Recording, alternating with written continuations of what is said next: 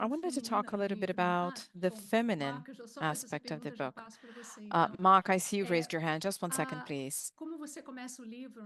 How do you, well, since you start the book by saying that that God used to be a woman, and later in the book, you go back to that. Mariamar says, I am already surrounded by gods.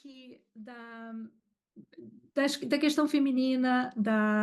we think about the feminine aspect of the book, you know, the presence of women in the book, their oppression, their struggle, this seems to be a key theme in your book.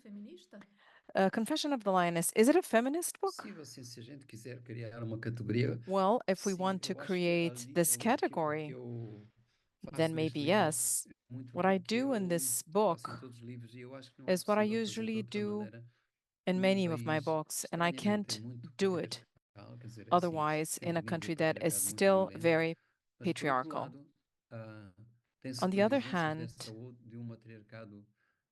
there are signs of a matriarchy that is centuries old.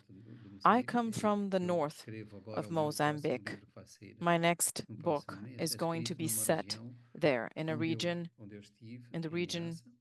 where I was.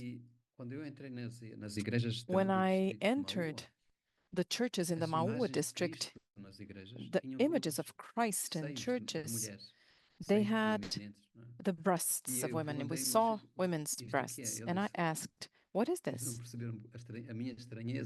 They didn't understand why I found it odd. And they told me, well, God is a woman. There were even, you know, these figures, the sculptures of Jesus Christ breastfeeding a baby.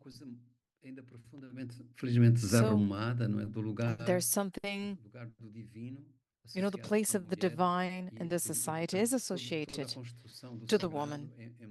So this idea of sacred, of what's sacred, it mixes elements from these monotheistic religions with our Mozambican religiousness that are very strong